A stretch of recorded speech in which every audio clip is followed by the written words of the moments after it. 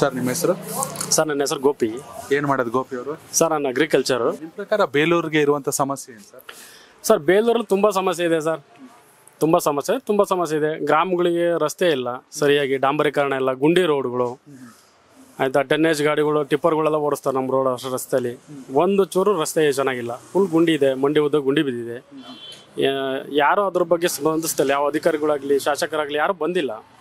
ಶಾಸಕರ ಗಮನಕ್ಕೆ ತರ ಪ್ರಯತ್ನ ಮಾಡಿದ್ದೀವಿ, ಬಟ್ ಆದರೂ ಅವರು ಅದ್ರ ಬಗ್ಗೆ ಏನು ಗಮನ ಹರಿಸಿಲ್ಲ. ಹೇಗಿದೆ ಶಾಸಕರ ಕೆಲಸ, ಹೇಗೆ ಅನ್ಸುತ್ತೆ ನಿಮ್ಗೆ? 2 ವರ್ಷದಲ್ಲಿ ಸರ್ ಶಾಸಕರ ಕೆಲಸ ಅಂತಂದಾಗ ಪಾಪ ಅವ್ರು ಏನು ಮಾಡೋಕ್ಕಾಗಲ್ಲ, ಮಾಡ್ತಿದ್ದಾರೆ. ಅವ್ರಿಗೆ ಬಂದ್ರೆ ಅಂತ ಅಂದಲ್ಲಿ ಮಾಡ್ತಿದ್ದಾರೆ. ಅದನ್ನ ಬಿಟ್ಟು ಬೇರೆ ಅವರು ಹೆಚ್ಚುವರಿಯಾಗಿ ಅನುದಾನ ತಂದು ಹಳ್ಳಿಗಳು ಅಭಿವೃದ್ಧಿ ಮಾಡೋದಾಗ್ಲಿ, ಆಮೇಲೆ ಯುವಕರಿಗೆ ಒಂದು ಸ್ವಲ್ಪ ಉದ್ಯೋಗ ಕೊಡಿಸ್ಬೇಕು ಅವರು, ಅದು ಮೇನ್ ಇಂಪಾರ್ಟೆಂಟು. ಓದಿರೋಂಥ ಯುವಕರುಗಳು ಮನೇಲಿದ್ದಾರೆ ಇವತ್ತು.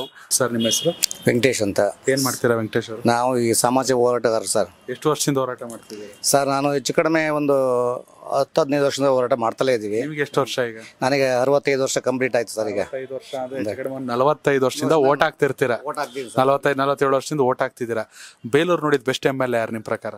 ನನಗೆ ಬೆಸ್ಟ್ MLA ಅಂತ ಅಂದರೆ ರುದ್ರೇಶ್ ಗೌಡ್ರು ಒಬ್ಬರೇ ಸರ್. ರುದ್ರೇಶ್ ಗೌಡ್ರು. ಓಕೆ. ಬೇಲೂರಲ್ಲಿರುವಂಥ ಸಮಸ್ಯೆ ಏನು ಸರ್? ಬೇಲೂರಿನಲ್ಲಿ ಸಮಸ್ಯೆ ಅಂತ ಹೇಳಂಗಿಲ್ಲ ಸರ್.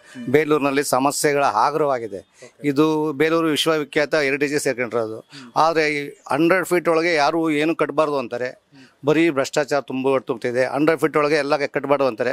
ಉಳ್ಳವರು ಲಾಡ್ಜ್ ಕಟ್ತಾರೆ, ಕಲ್ಯಾಣ ಮಂಟಪ ಕಟ್ತಾರೆ, ಎಲ್ಲ ಕಟ್ತಾರೆ.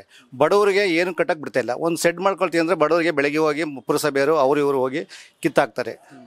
ಬಸ್ ಸ್ಟ್ಯಾಂಡು ನೆನೆಗುದಿ ಬಿತ್ತು, ಹೈಟೆಕ್ ಮಾಡ್ತೀವಿ ಅಂತಂದ್ರು ಅದಾಗಲಿಲ್ಲ. ಆಮೇಲೆ ಯಾವುದೋ ಇದು ಒಳೆ ಬೀದಿ ರೆಡಿ ಮಾಡ್ತೀವಿ ಅಂತಂದ್ರು ಇದುವರೆಗೂ ಆಗಿಲ್ಲ. ಪುರಸಭೆಯಲ್ಲಿ ಅಂತೂ ಹೇಳಂಗೇ ಇಲ್ಲ. ಭ್ರಷ್ಟಾಚಾರ ಯುಕ್ತವಾಗಿದೆ. ಇದನ್ನು ಯಾರನ್ನು ಕೇಳಬೇಕು ಅಂತ ಸಾರ್ವಜನಿಕರಿಗೆ ತುಂಬ ತೊಂದರೆ ಆಗ್ತಿದೆ.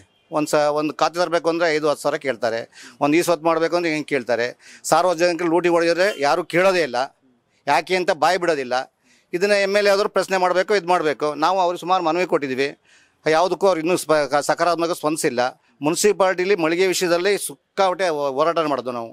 ಅದನ್ನು ಮಾರಾಟ ಮಾಡಿದ್ರೆ ಪರ್ಸನಲ್ ಆಗಿ ನಮ್ಮ ಅಂಗಡಿಗೆ ಬಂದು ಬೀಗ ಹಾಕ್ತಾರೆ, ಇದು ಅಂಗಡಿಗೆ ಬೀಗ ಹಾಕ್ತಾರೆ. ಸರ್ ನಿಮ್ಮ ಹೆಸರು? ಸರ್ ನನ್ನ ಹೆಸರು ನಿಂಗರಾಜು ಅಂತ. ನಿಮ್ಮ ಪ್ರಕಾರ ನೀವು ಹೋರಾಟ ಮಾಡ್ತಾನೆ ಬಂದಿರೋದ್ರಿಂದ ನಿಮಗೆ ಗೊತ್ತಿರುತ್ತೆ ಬೇಲೂರಲ್ಲಿರುವಂಥ ಜ್ವಲಂತ ಸಮಸ್ಯೆ ಏನು?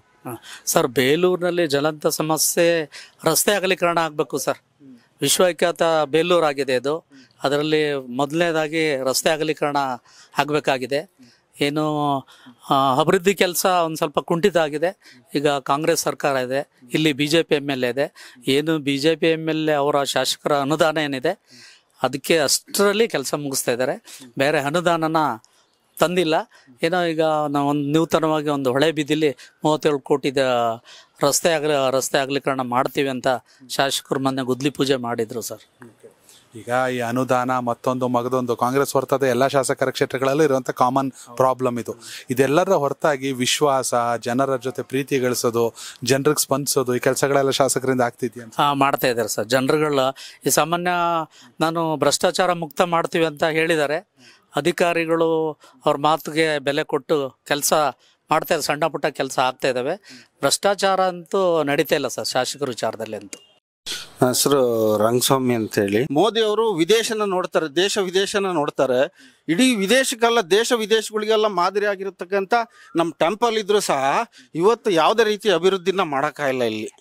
ಇದ್ರ ಬಗ್ಗೆ ಕರ್ನಾಟಕ ಸರ್ಕಾರ ಇರ್ಬೋದು, ಪುರಾತತ್ವ ಇಲಾಖೆಯದು ಯಾವುದೇ ಇರ್ಬೋದು, ಬೇಲೂರಿಗೆ ಯಾವ ಅಭಿವೃದ್ಧಿನೂ ಆಗಿಲ್ಲ ಇದುವರೆಗೂ ನಾವು ಕಂಡಂತೆ. ಇಲ್ಲಿ ವ್ಯವಸ್ಥಿತವಾಗಿ ಯಾವ್ದು ಯೋಜನೆ ಮಾಡಲ್ಲ. ಇದು ಹೇಳಿ ಕೇಳಿ ಬಂದು ಶಾಂತಿನಾಡು.